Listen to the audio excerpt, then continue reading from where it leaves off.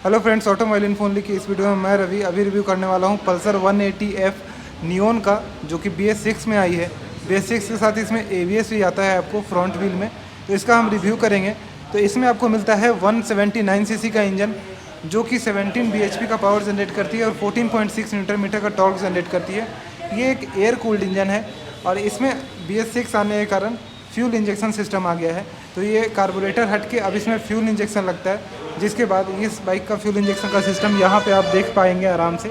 दूसरी चीज़ है कि इसमें जो कैटलिटिक कन्वर्टर ETC ऐड कर दिया गया है और इस तरह से कुछ आपको ये बाइक दिखती है। एक बार हम इस बाइक का पूरा वॉक अराउंड आपको दिखाते हैं कि बाइक कैसी दिखती है। ओवरऑल आप बात करें तो बिल्कुल 220 की तरह दिखती है और सब कुछ उसी बाइक से इसमें लिया गया है लगभग, आप बोल सकते हैं। अगर इंजन और एग्जॉस्ट को हम छोड़ दें तो इस बाइक में आपको 5 गियर ट्रांसमिशंस मिलते हैं, जो कि मैं गियर का नॉब आपको दिखाता हूं, जो कि बिल्कुल 220 से मैच करता है। सिंगल साइड गियर शिफ्टर मिलता है, 1 डाउन 4 अप। और यहाँ से जो आप देखते होंगे पहले कि आप तेल को ऑफ़ या ऑन कर सकते थे, वो फैसिलिटी अब यहाँ से ख़त्म की जा चुकी है, क्योंकि यहाँ पे फ्यूल इंजेक्शन आ गया है और फ्यूल इंजेक्शन से कहीं ना कहीं ये बाइक जो है पहले से ज़्यादा बेहतर परफॉर्म करेगी। इस बाइक में हम फ्रंट से जानना शुरू करते हैं कि इस बाइक में आपको क्या क्या फीचर्स मिलते हैं। तो ये बाइक बिल्कुल 220 की तरह ही इसमें आपको 280 mm के डिस्क ब्रेक फ्रंट में दिए जाते हैं। सिंगल चैनल ABS है, जो कि आपको फ्रंट व्हील में मिलता है। और ये आप जो देख पा रहे हैं, ये पल्सर नियोन है, तो नियोन के लुक में आपको बनाई गई है। तो स्टिकर के मामले में थोड़ी सी आपको कमी महसूस होगी कि हाँ, स्टिकर कहीं कहीं आपको कम महसूस होगा 220 के मुकाबले, क्योंकि नियोन में थोड़ा उसको प्राइस रेंज को सही रखने के लिए ऐसा किया जाता है। इस बाइक का प्राइस एक शोरूम पटना का 1,13,000 रुपये आता है। अगर हम पल्सर 220 से कंपेयर करें तो 10,000 रुपये कम है, क्योंकि पल्सर का एक शोरूम प्राइस पटना का 1,23,000 रुपये आता है। इस बाइक में आगे आपको मल्टीपल स्पोक अलॉय व्हील्स मिलते हैं और इसका जो साइज़ है आपको 17 इंचेस का मिलता है, जो कि सेम टायर प्रोफाइल आपको 220 में मिलता है। अगर उससे पीछे आए हम तो 165 mm का ग्राउंड क्लियरेंस मिलता है, जो कि इस तरह की लुक की बाइक में ज़्यादातर मुझे कम ही मैंने देखा है, लेकिन यहाँ पे अच्छा खासा आपको ग्राउंड क्लियरेंस भी मिल जाता है और साथ ही साथ आपको सेंटर स्टैंड भी मिल जाता है, जिससे आप बाइक को कहीं भी आराम से खड़े कर सकते हैं अगर आप लंबे समय तक खड़े करना चाहते हैं तब। इंजन कॉल यहाँ पे जो आप देख रहे हैं, ये देखने में काफ़ी अच्छा लगता है। अगर आप आफ्टर मार्केट और थोड़ा स्टिकर इसमें लगा दें या फिर आप इस बॉडी पे भी लगा दें तो ये देखने में काफ़ी ज़्यादा अच्छी लगेगी। उसके बाद यहाँ पे हम देखिए तो कैटेलिटिक कन्वर्टर ऐड कर दिया गया है, जो कि BS6 में कंपलसरी है। 2 हॉर्न्स आपको मिलते हैं। हेडलैम्प में आपको प्रोजेक्टर हेडलैम्प मिलता है प्लस हाइलोजन हेडलैम्प दोनों मिलता है। तो एक बार हम इसको ऑन करके आपको दिखाते हैं। जैसा कि जब ऑन कीजिएगा तो ये 2 एक्सिलरी लाइट्स हैं, ये देखने में काफ़ी अच्छी लगती है, जो कि हाइलोजन में है। और उसके बाद जब प्रोजेक्टर हेडलैम्प को हम ऑन करते हैं तो रात में आपको किसी तरह की दिक्कत नहीं होगी। अगर आप रात में कहीं भी जा रहे हैं तो ये पास स्विच के द्वारा मैं आपको दिखाने की कोशिश कर रहा हूँ, और बाइक जब स्टार्ट होगी तब मैं आपको दिखाऊँगा कि ये प्रोजेक्टर कैसा वर्क करता है। उसके बाद यहाँ इंडिकेटर्स हम देखें तो बहुत ज़्यादा ही फिक्स लेवल है, तो आप समझ सकते हैं कि थोड़ा ये कम आपको टूटने का खतरा जो है वो कम हो रहता है। जब ये ज़्यादा मूव कर पाती है, खुद में जो है ज़्यादा अच्छा मूव कर पाती है, तो थोड़ा कम खतरा होता है कि आपके ब्लिंकर्स यानी इंडिकेटर्स जो है वो टूटेंगे। उसके बाद हमारे पास आ जाती है इसके टेलीस्कोपिक फोक्स, जो कि पल्सर 220 से बिल्कुल नहीं ग्रैब किया गया है, क्योंकि आप यहाँ पे जो डिज़ाइन देखते हैं ये बिल्कुल वैसा ही लगता है। और यहाँ पे रिफ्लेक्टर्स ऐड किए गए हैं, जो कि BS6 वेरिएंट से आपको पल्सर की किसी भी बाइक में मिला करेंगे। साइड मिरर का पोजीशन सेम एज यूजुअल रखा गया है और ये जो आगे का फेयरिंग लुक है ये देखने में काफ़ी अच्छा लगता है। आप यहाँ पे देखिएगा, ये फेयरिंग लुक काफ़ी अच्छा लगता है। तो एक तरह से मैं ये भी कह सकता हूँ कि अगर आप पल्सर 180 लेके चल रहे हैं और पल्सर 220 लेके चल रहे हैं, तो एक समय आप सामने वालों को पता नहीं चलेगा कि ये एक्चुअली 220 सीसी वाली है या फिर 180 सीसी वाली है। खासकर अगर ये जो ब्रांड लोगो है इसका, जो कि 180F का आता है, जो कि नियॉन में आता है, और इसमें अगर मैं बोलूँ जो ब्लैक कलर का वेरिएंट है उसमें ये सेम चीज़ सिल्वर में लिखा हुआ आता है। इसके रेड जो स्टिकर्स हैं वो भी दिए गए हैं और अंदर भी थोड़ा सा या ग्रिल जो है वो रेड करने रखने का कोशिश किया गया है, जिससे एक रेड का, जैसे नियॉन रेड जब इसको बोला जाए तो ये रेड का एक फील आपको दे। सेम उसी तरह अगर आप यहाँ पे भी देखिएगा तो डेकल्स दिए गए हैं आपके अलॉय व्हील्स पे, चाहे वो आगे हों या पीछे हों, दोनों ही अलॉय व्हील्स में आपको डेकल्स मिलते हैं।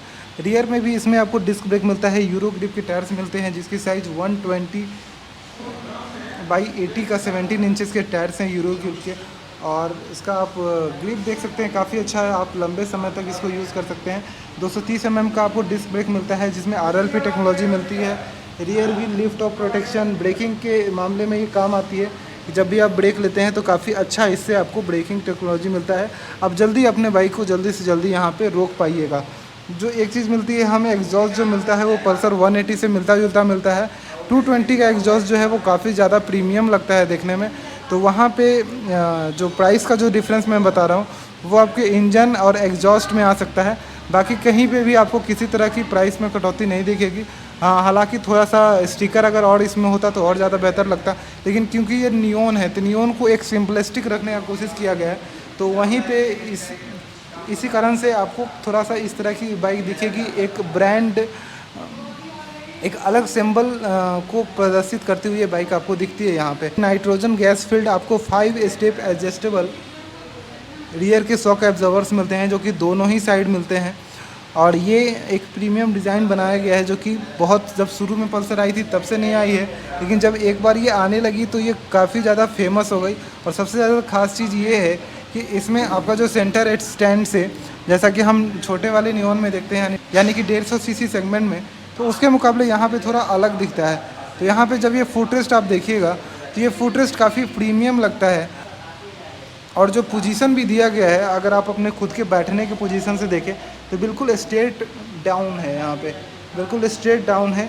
तो एक रेसिंग पोस्चर के हिसाब से भी अच्छा खासा आपको पोजीशन मिलता है जब आप बाइक को चलाइएगा, क्योंकि ये एक फेयरिंग लुक है तो कहीं ना कहीं एरोडायनेमिक्स बनाती है। तो आप भी अपने आप को इस वाइज़र के नीचे छुपाने की कोशिश कीजिएगा ताकि आपकी बाइक ज़्यादा से ज़्यादा आगे की तरफ भागे।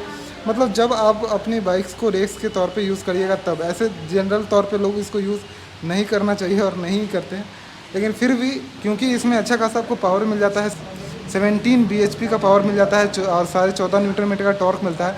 तो इतना अच्छा आपको पावर मिल जाता है कि अगर आप कभी रेसिंग मोड में भी हो या फिर लॉन्ग टूर में भी हो तो लॉन्ग टूर में ये बाइक आपको अच्छा खासा मज़ा देगी।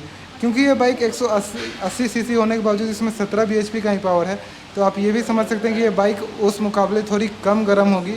फ्यूल इंजेक्शन से आपको अलग अलग टेरन पे, यानी कि अलग अलग समय पे, जब आप हाईवेज़ पे हों, जब आप पहाड़ों पे हों या फिर जब आप ट्रैफिक में हो, तो अलग अलग टाइम पे अलग अलग तरीके के आपको एयर फ्यूल मिक्सर देती है BS6 वेरिएंट, जिससे आप बाइक को जब चलाइएगा तो आपको ज़्यादा अच्छा फील होगा इन कंपैरिजन टू कार्बोरेटर, क्योंकि उसमें एक ही मात्रा में जो है आपका फ्यूल और एयर मिक्सर आपके चैम्बर में जा रहा होता है। लेकिन यहाँ पे क्योंकि 6 सेंसर्स होते हैं, जैसा कि मैंने आपको बताया ये कैटालिटिक कन्वर्टर है, तो यहाँ पे भी आपको एक सेंसर दिखेगा।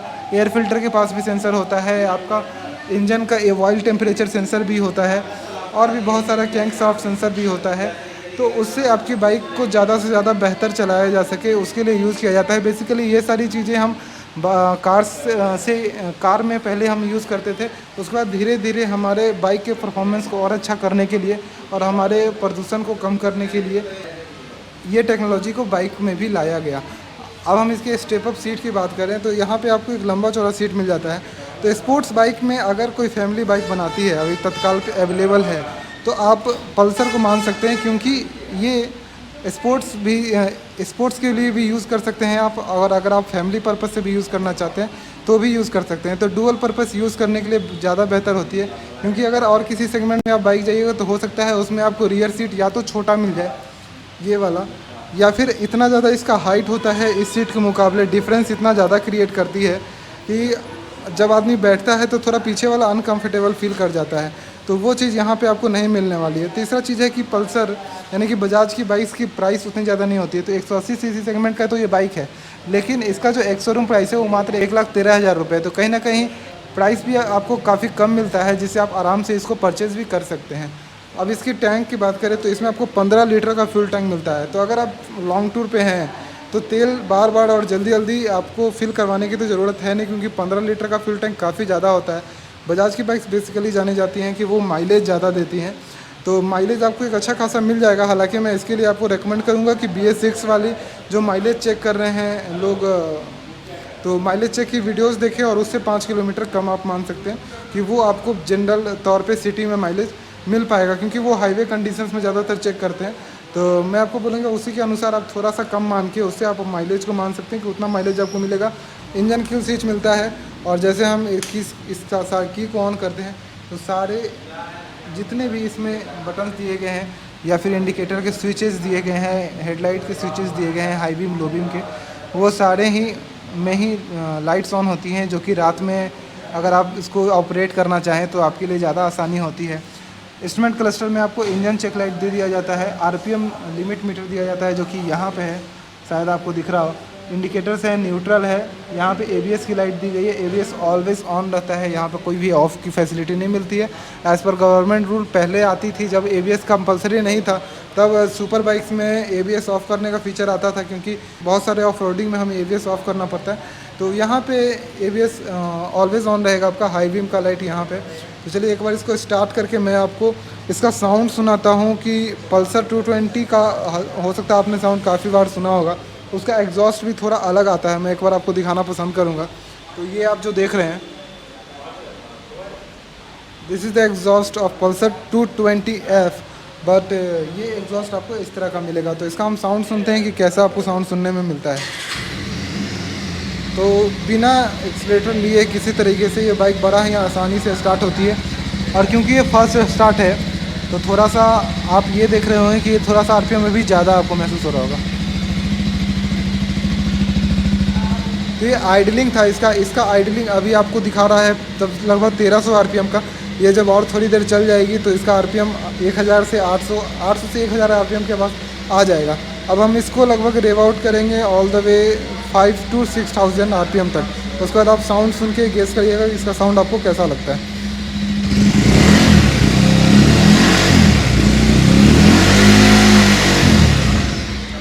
ये था ऑलमोस्ट 5000 आरपीएम तक की ये साउंड थी। तो इंजन का साउंड एक बार हम फिर से सुनते हैं और इंजन के साउंड को आप समझिए।